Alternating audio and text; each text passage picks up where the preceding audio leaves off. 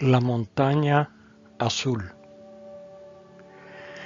Mi pasión por ser alpinista se nutrió durante mi adolescencia a través de la lectura de las épicas escaladas protagonizadas por Gaston Rebouffat, el célebre alpinista francés, con su conquista por primera vez de 6 caras norte de los Alpes, entre ellas el Dru, los grandes Jorasses, el Eiger y el Cervino, el que es el Matterhorn en su lado italiano, sus primeras ascensiones a la Annapurna en el Himalaya, que incluso tiene un índice más alto de fatalidades que el Everest por lo empinado de su cara, y a los Dolomitas italianos. Y también por la lectura de Maurice Herzog y Louis Lachenal, el legendario guía de Chamonix, así como de Edmund Hillary y el Sherpa nepalés Tenzing Norgay, quienes fueron los primeros en subir el monte Everest, del que prefiero su nombre tibetano de Chomolungma, o diosa madre del mundo, y de los ingleses George Mallory y Andrew Irvine, quienes 29 años antes desaparecieron muy cerca de su cima en una expedición inglesa previa a la de Sir John Hunt, que coronó el Everest. También seguí un poco la carrera de Reinhold Messner, el inigualable alpinista italiano, que fue el primero en ascender a los 14 picos de más de 8.000 metros de altura en el planeta y el primero en subir al monte Everest solo y sin oxígeno. Estos entre los alpinistas admirados que puedo recordar. Mis inicios. Tendría 12 años y después de subir todos los árboles más grandes de mi colonia, el Cerro del Colli y los andamios más altos del templo expiatorio, aún en construcción en mi ciudad Guadalajara, en compañía de mi entrañable amigo Ricardo, decidí un día visitar la oficina del padre Luis, ubicada en la secundaria privada, a donde dentro de poco ingresaría, y armado de valor pedí al padre Huicho que si se podía me inscribiera a la primera excursión del año del club alpino que él había fundado, Al Diente, que era un conjunto de enormes rocas en la zona del pueblo de Río Blanco, localizado a unos 7 kilómetros del pueblo de Zapopan, Jalisco, y que eran muy importantes para los escaladores de la región. El padre Luis, de muy buen ánimo, inscribió a aquel bisoño estudiante de 6º año de primaria para su próxima aventura. De cualquier modo, y gracias a la gentileza del padre Luis, pude ser inscrito y participar en una excursión de escalada a las rocas del Río Blanco, aun cuando no había ingresado todavía al primer año de secundaria. Tendría cosa de 12 años, y para mí fue un verdadero reto vencer el miedo y subir Al Diente, una roca de 30 metros de altura, ayudado por mis compañeros, y una vez allí arriba bajarla rapeleando. Mi hazaña me causó una gran satisfacción por el logro conseguido, no cabe duda de ello. Gracias a que el grupo de escaladores de roca del club alpino era por aquellos tiempos reducido, fui elegido para rapelear de noche el Diente junto con otros compañeros en una exhibición que conmemoró la fiesta del club alpino. Ello significó un gran reto también, porque hubo que escalar de noche la roca y bajarla rapeleando, ayudado solo por la incipiente luz de fuegos artificiales que rebotaban amarrados a la parte baja de mi cuerda de descenso mientras bajaba. Ello sin duda aumentó mi seguridad como aspirante a escalador de montañas y alpinista de glaciares.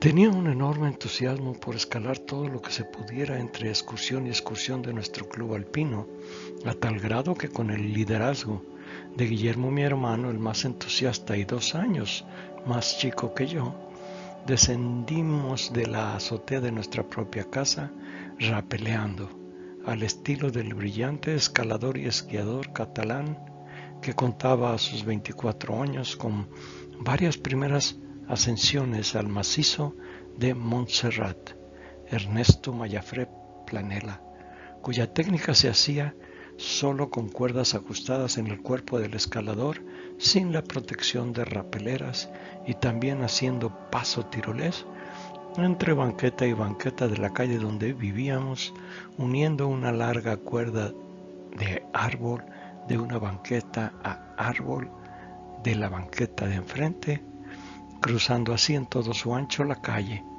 Ello antes de que nos quedaran totalmente prohibidas aquellas locuras por parte de nuestros padres. El Popocatépetl. Todavía lo recuerdo con viveza. Iba llorando profusamente en medio del manto de niebla más denso en que me había tocado subir una montaña, a mis 13 años de edad. Tenía mucho frío, sed y hambre, y venía a mi mente en esos instantes el recuerdo de que a esa misma hora podría estar desayunando plácidamente en el antecomedor de mi casa sin frío alguno y sentado cómodamente. Sin embargo, mi cruda realidad era que me encontraba subiendo en el glaciar del Popocatépetl rumbo a su cráter, separado algunos metros, no sabía cuántos, de mis compañeros de excursión, a quienes no veía por el denso manto de nubes que me rodeaba, ni a los que iban delante de mí subiendo, ni a los que venían subiendo detrás de mí. Sabía que me acercaba a la grieta mayor y pronto llegué a la misma, la cual pude ver y pasar con seguridad gracias a la indicación que alguien había puesto allí para que notáramos su presencia. El ver brevemente entre la densa niebla a los compañeros que iban subiendo delante de mí me tranquilizó y continué. Los últimos metros que me separaban del labio inferior del cráter me costaron mucho trabajo, porque la nieve era muy profunda y me sumergía en la misma hasta las rodillas, caminando casi sin avanzar nada. Y allí, por el esfuerzo y la soledad, lloré de nuevo.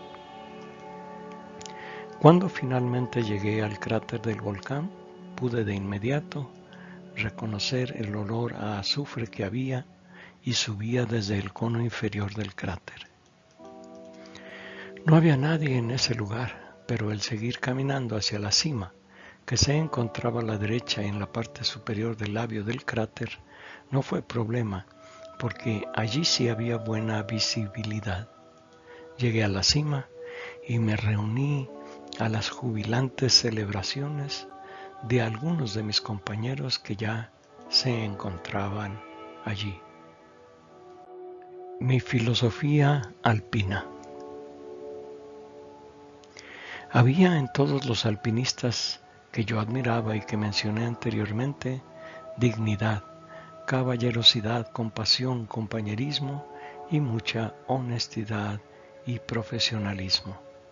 Recuerdo que desde hacía ya muchos años, nuestro guía alpino Chava se quejaba con buen conocimiento de causa, pues estuvimos en Zermatt, Suiza, y él lo atestiguó, de que aun cuando no se tuviera experiencia en escalada, con un buen pago en dólares a un guía suizo, podía subir a cualquier persona a la punta del Matterhorn, lo cual causó muchos accidentes fatales en donde murieron guía y cliente, y no dudo los siga causando.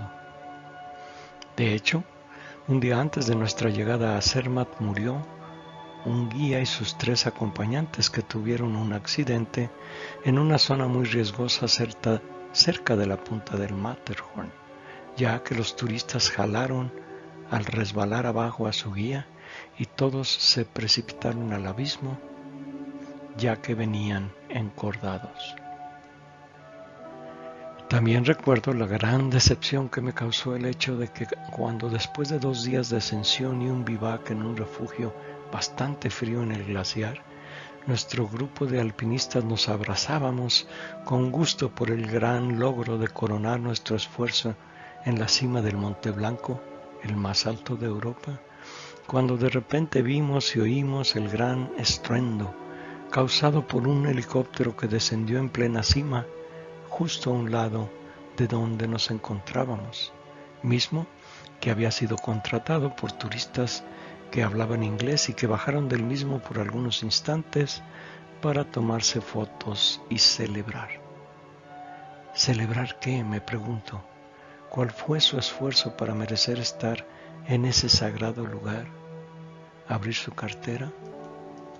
El colmo de esta falta de mística alpina sucede ahora con la triste comercialización del Monte Everest, por mencionar un ejemplo, que sufre cada año un alto número de expediciones comerciales que llevan clientes hacia su cumbre, o al menos lo intentan, con un costo de servicio con guía de $40,000 a $80,000 por persona, a clientes sin experiencia alguna en montañerismo de altura, y lo hacen tanto desde el lado nepalés como desde el lado chino de la montaña, llenándola de basura y tristemente de cadáveres.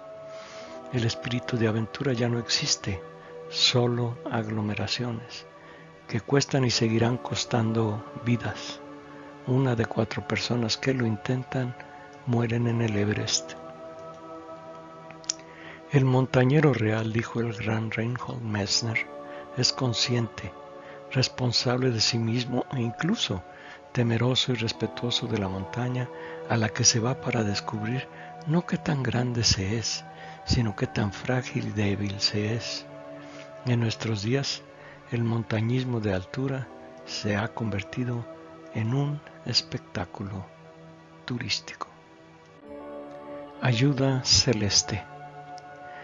También hay ángeles alpinistas y ángeles escaladores, creo yo, pues me ha tocado personalmente presenciar varios eventos e incluso experimentar personalmente algunos en los que la intervención divina ha estado presente para ayudarnos a no morir en la montaña sin lugar a duda.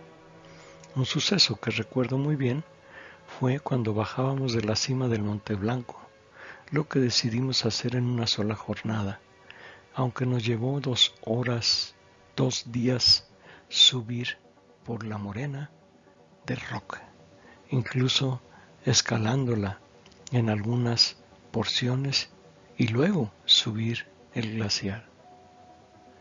Pero, por la premura de tiempo, ya no alcanzamos a bajar desde la cima por el collado por donde subimos inicialmente el primer día de la ascensión, y tuvimos que bajar por una vertiente de rocas que bajaba paralela al mismo. Debíamos, a media montaña por necesidad y para no desviarnos mucho, cruzar de la vertiente de donde estábamos hacia la vertiente o el collado por donde subimos inicialmente, lo que nos permitiría bajar a nuestro punto de partida inicial en el mismo día, la estación de tren alpino que nos llevó hasta la morena del Monte Blanco, ya que por el collado por donde bajábamos eso era imposible. Ya era avanzada la tarde cuando llegamos a un punto donde sería posible cruzar de una vertiente a otra con relativa seguridad. Sin embargo, por lo avanzado del día y debido al deshielo, varias avalanchas de lodo y rocas bajaban, ya violenta y ruidosamente por el espacio intermedio entre vertiente y vertiente, que era una especie de hondonada semiplana de unos 30 metros de longitud, que había que cruzar corriendo entre avalancha y avalancha. Ese era el precio que teníamos que pagar para llegar a la vertiente original por la que habíamos subido antes. La forma de cruzarlo era individual e inmediatamente después que pasara una avalancha de lodo y piedras. Una vez al otro lado, el alpinista se ponía a buen resguardo detrás de varias grandes rocas que había en la vertiente.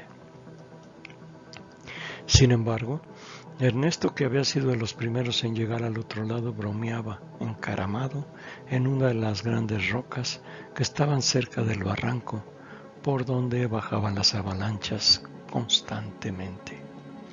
Sin aviso alguno, y totalmente a destiempo, una andanada de grandes rocas se precipitó de nuevo hacia donde estaba Ernesto, el cual, ante nuestros gritos de alarma y el estruendo de las rocas que bajaban, rodando hacia él, tan solo alcanzó a encogerse y hacerse bolita sobre la misma roca desde la que bromeaba sentado, cuando en eso una enorme roca se pulverizó sobre la gran roca en la que él estaba encaramado y justo a unos 50 centímetros de donde él se encontraba.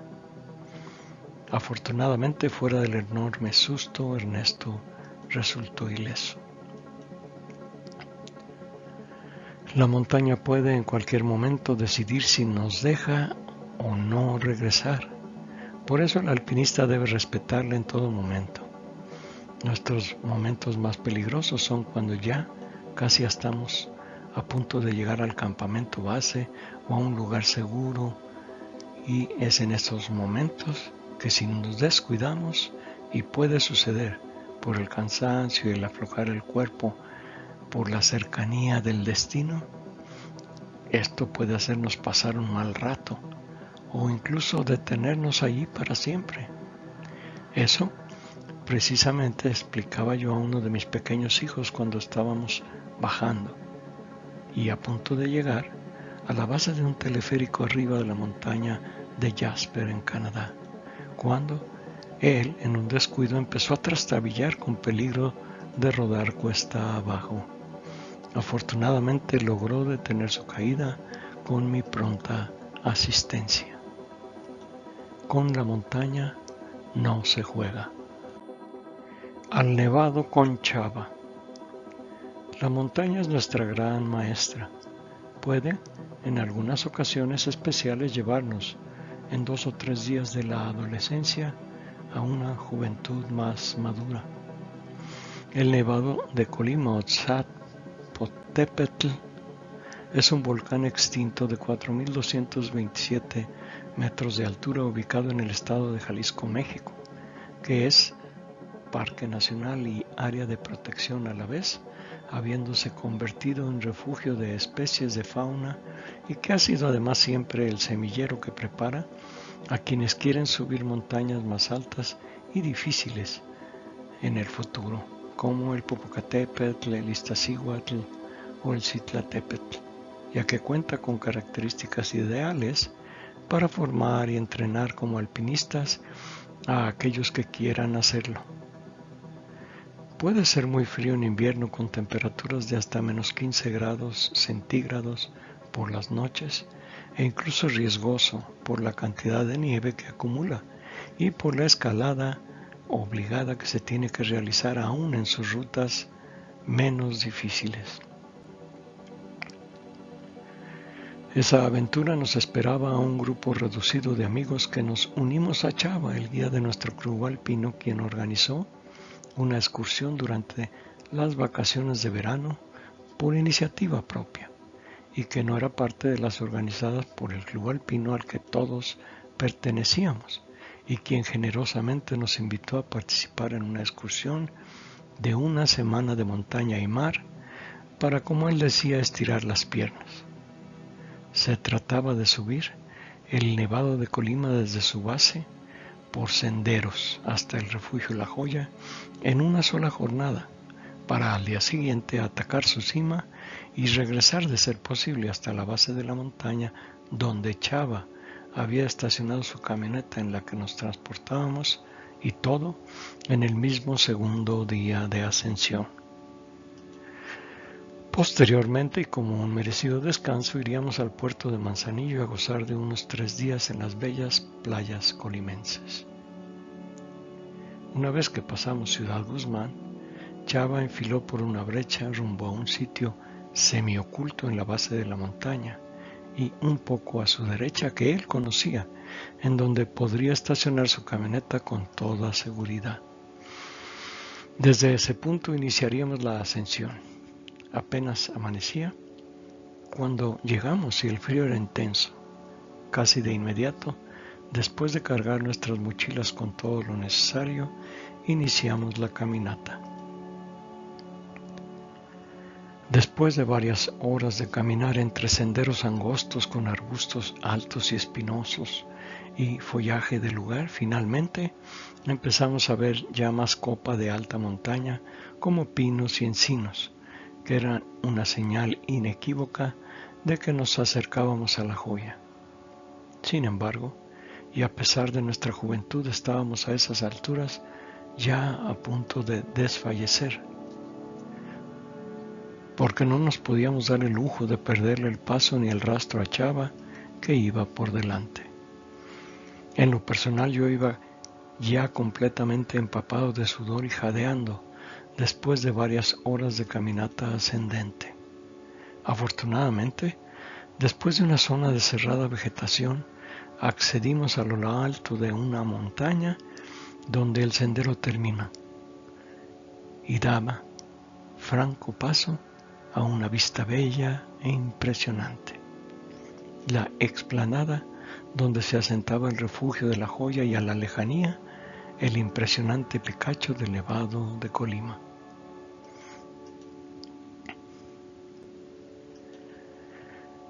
Una vez dentro del refugio no encontramos a ningún alpinista y procedimos a encender una fogata bajo una de sus chimeneas y preparamos algo de comer.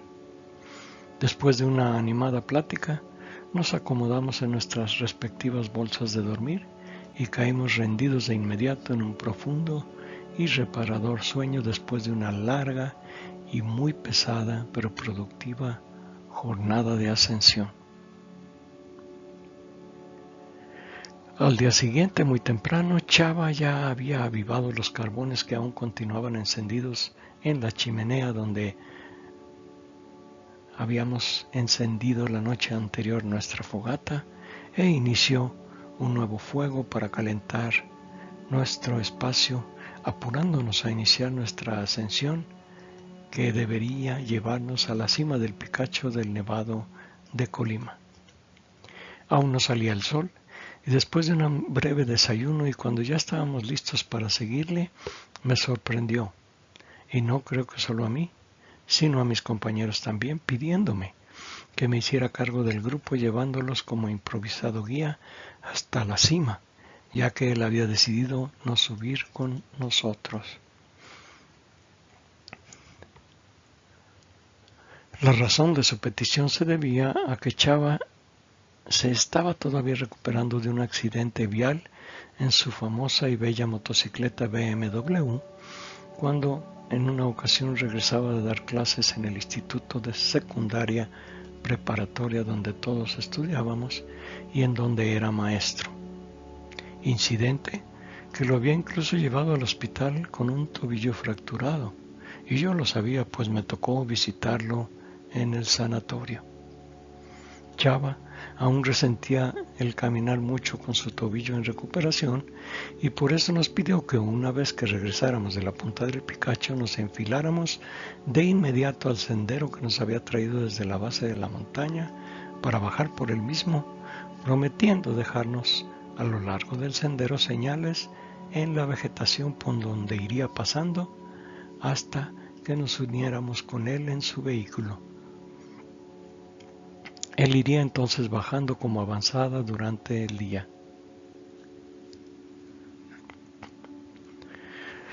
Todos nos quedamos fríos con la noticia y Chava, con su habitual optimismo, nos despidió con una amplia sonrisa deseándonos una feliz ascensión.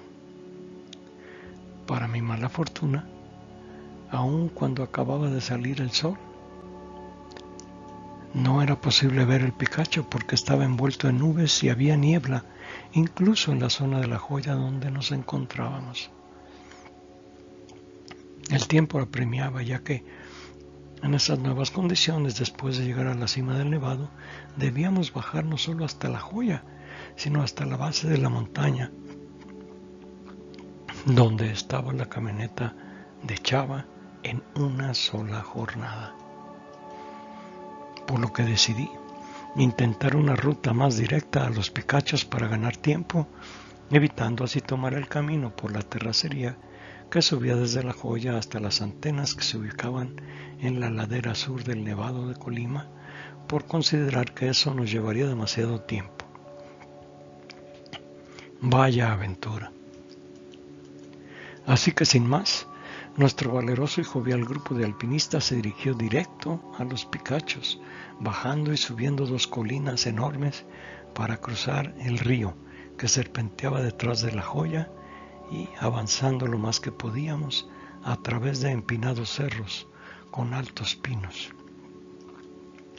pero siempre por la izquierda para evitar bajar por los senderos que conducían a la zona donde se encuentra la Cueva del Diablo, lo que nos ahorraría tiempo y nos cortaría bastante camino.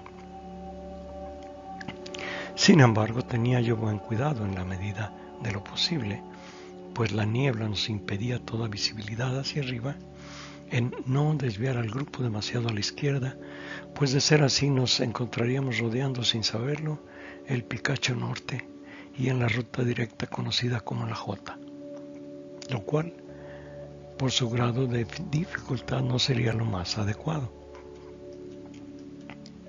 Así continuamos por un largo tiempo a ciegas pero con mucho ímpetu, y cuando ya me estaba empezando a desesperar por la premura del tiempo, la niebla se despejó y nos encontramos casi de frente con el Picacho Norte, lo que nos animó a todos sobremanera, y sin detener la marcha, simplemente cruzamos diagonalmente por los arenales del Picacho Norte, rumbo al Picacho Sur y finalmente a Colimotes, que es una arista que conecta con las antenas y desde la que se puede observar el imponente volcán de Colima. Desde allí caminamos hasta la parte posterior del Picacho Sur, que a través de una escalada sin mayor grado de dificultad conecta con una canaleta que sube entre farallones de roca hacia la cima del Picacho Sur, que es la cima más alta del Nevado de Colima. Finalmente, después de subir por la canaleta sin muchos problemas, llegamos a la cima. Me sentí lleno de orgullo al lograr guiar a mis compañeros hasta esa meta alpina. Chava no se había equivocado al honrarme con esta responsabilidad. Después de los abrazos y felicitaciones de rigor, disfrutamos la belleza del lugar y de la vista, y después de un breve refrigerio nos dispusimos a bajar por la canaleta y hacia Colimotes, donde nos desviaríamos para tomar la vía de la Cueva del Diablo, que era la que nos conduciría más rápido de bajada rumbo al albergue de La Joya. Continuamos bajando a buen ritmo y sin mayores contratiempos y a través de la Cueva del Diablo logramos llegar a La Joya. Sin embargo, ya eran alrededor de las 4 de la tarde y tuvimos que rápidamente recoger algunas cosas que dejamos en el albergue y reubicar todo en nuestras mochilas, y tras un breve lunch tardío nos encaminamos rumbo a la colina por donde bajaba el sendero por el que Chava nos había subido a la montaña. Fue muy reconfortante ver claramente marcadas las señales que nos había dejado Chava para evitar irnos por otros senderos que nos desviarían cuando iniciáramos nuestro descenso. Pero al tiempo esas señales fueron siendo más escasas hasta que desaparecieron por completo. Seguimos descendiendo por el sendero que pensamos que era el adecuado, aunque era evidente que ya estábamos más bien caminando en una planicie semiboscosa, y en la oscuridad reinante nos llevamos un mayúsculo susto cuando nos encontramos con una vaca de ojos brillantes que cuando le aluzamos con nuestra lámpara se mostró como tal. Acto seguido y casi espontáneamente por la impresión recibida, empezábamos a gritar a Chava buscando alguna respuesta proveniente de la oscuridad. A poco de caminar y al principio de manera muy incipiente creímos oír gritos de respuesta a la distancia, provenientes de una zona arbolada a la que nos acercamos con premura. A medida que oíamos mejor las respuestas de quien nos contestaba, nuestros corazones dieron un salto al comprobar que la voz provenía de Chava, que de manera increíble nos esperaba plácidamente sentado, con su espalda recargada en un árbol y su mochila al lado, en la más completa oscuridad. Los efusivos abrazos de rigor no se hicieron esperar, así como la alegría de Chava al saber del éxito de nuestra escalada. Ya todos juntos y satisfechos, caminamos el tramo que nos separaba de la camioneta de Chava, en la que todos nos acomodamos listos para partir rumbo a las cálidas playas de Manzanillo. El resto de la aventura fue el de un merecido descanso en el mar que a todos nos ayudó sobremanera. Cuando regresamos a Guadalajara, Chava, nuestro entrañable mentor, inició la repartición de muchachos a sus respectivas casas. Ello dio por terminada una inolvidable aventura de la que estoy seguro todos le estamos muy agradecidos. Algunas ascensiones de mi adolescencia. Muchas ascensiones habrían de continuar en mis años de adolescente, en el club alpino de mi secundaria preparatoria. De las que puedo recordar está la que nos llevó al Cerro del Quinceo, de 2.787 metros, un volcán inactivo en Michoacán, cerca de la ciudad de Morelia, que requiere de una larga caminata y ascensión, que es coronada por una vista formidable desde su cima. Las siguientes que voy a mencionar son otras ascensiones que aún tengo en mi memoria. El Cerro Pelón de Ñado, de 3.320 metros de altura, que debe su nombre al río Ñado, que nace en su ladera sur, formado por rocas ígneas y cubierto por una amplia masa forestal.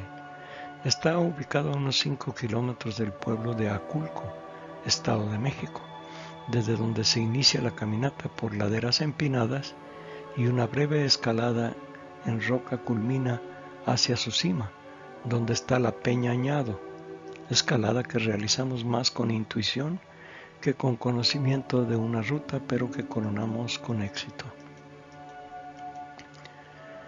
El Cerro de García, de 2.760 metros, ubicado en el suroeste de la laguna de Chapala, en el estado de Jalisco, permite desde su cima apreciar varias poblaciones y una gran extensión de la laguna de Chapala, así como la laguna de Sayula y el volcán de Colima en días despejados. Nosotros subimos por varias brechas y senderos que iniciamos por la población de San Luis Xoyatlán. Una caminata de unos 8 kilómetros en la que lo destacado para mí fue la enorme sed que me acompañó constantemente, así como la enorme cantidad de insectos voladores que encontramos en su cima.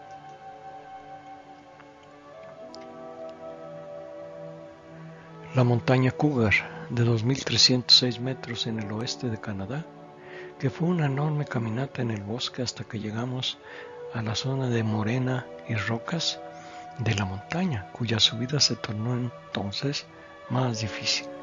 Sin embargo, nos las arreglamos para continuar rumbo a la cumbre, a la cual no pudimos llegar debido a que tenía un ocupante que al vernos corrió hacia nosotros. Se trataba de un oso negro que provocó entre nosotros una interesante estampida para bajar la montaña de inmediato. La situación no pasó a mayores, pero no siempre se puede vencer a la montaña, y menos si tiene aliados terrestres.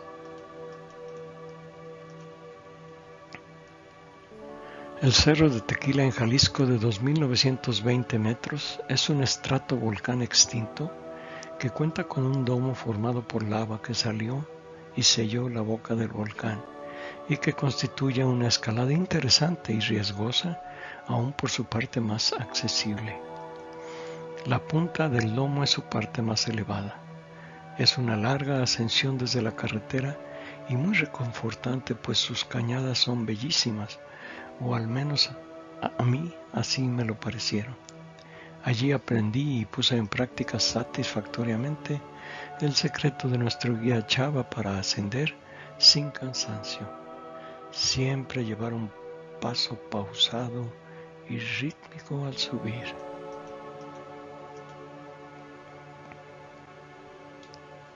La Peña de Bernal, de 2.510 metros en el estado de Querétaro, es una montaña volcánica coronada por un monolito de roca ígnea que es un tapón volcánico de 433 metros de altura, considerado entre los más altos del mundo.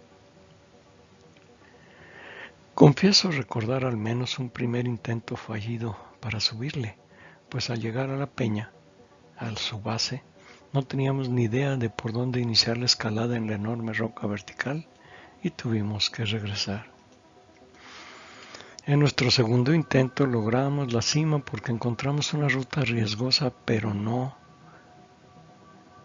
que no suponía escalada vertical demasiado difícil, bordeando hacia la derecha de la peña.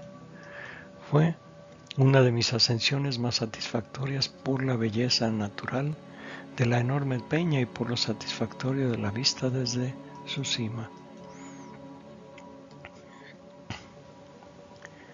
Siguió una interesante y escalofriante aventura de rapel, más que de escalada, la que tuvimos en la roca llamada el Fistol, una roca monolítica que se encuentra en el lugar de rocas gigantes de la Sierra de San Esteban, cuya roca más famosa es el Diente, ubicadas en el norte del pueblo del Río Blanco, en Zapopan, Jalisco. El Fistol se encuentra en el mismo monte y al otro lado de donde está el Diente y exactamente en la misma dirección.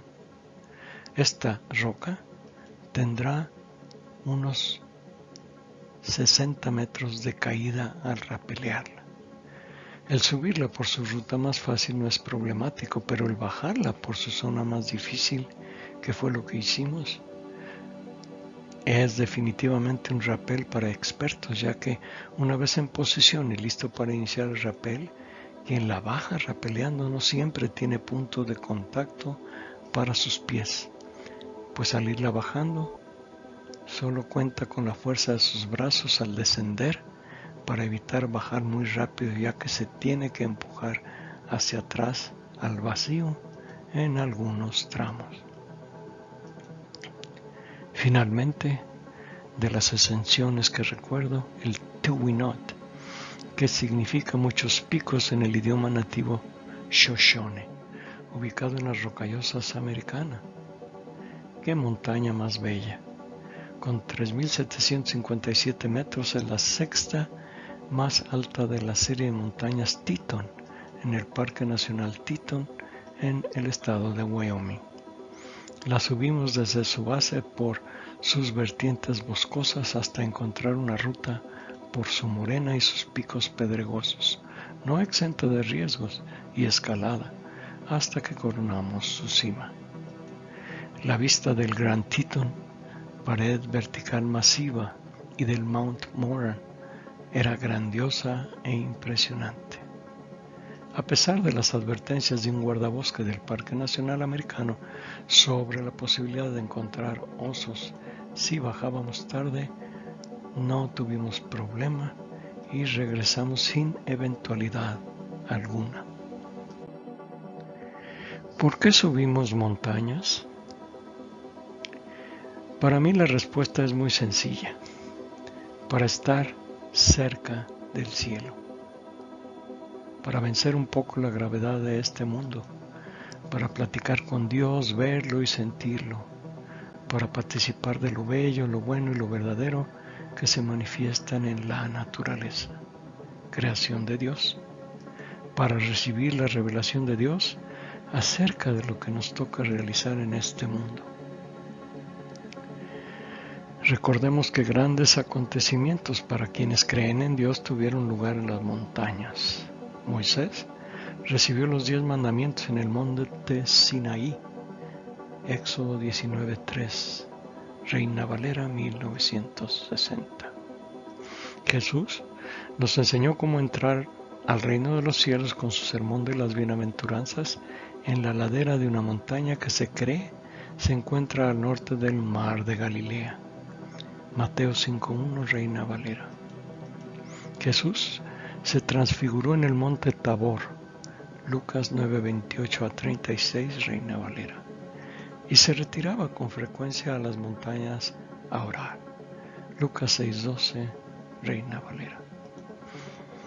En 1224 San Francisco de Asís se fue al monte Albernia en Italia, a unos 160 kilómetros de Asís, a orar, donde construyó una pequeña celda y recibió los estigmas de la pasión de Cristo.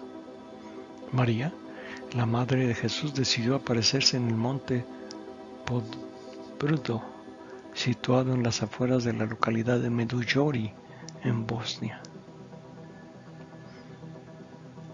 La montaña es un lugar ideal para lograr el silencio interior y orar. Subir a la montaña significa elevarnos de la cotidianeidad. Significa dejar de mirar nuestra existencia de un modo tan rastrero. Significa el poder elevar la mirada a Dios y escalar interiormente a un nivel superior de vivir y amar.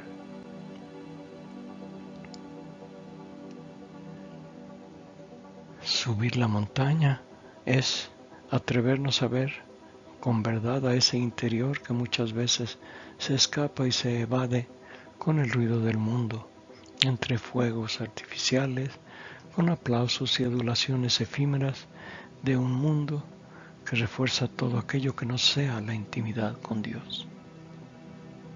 Vallenilla M.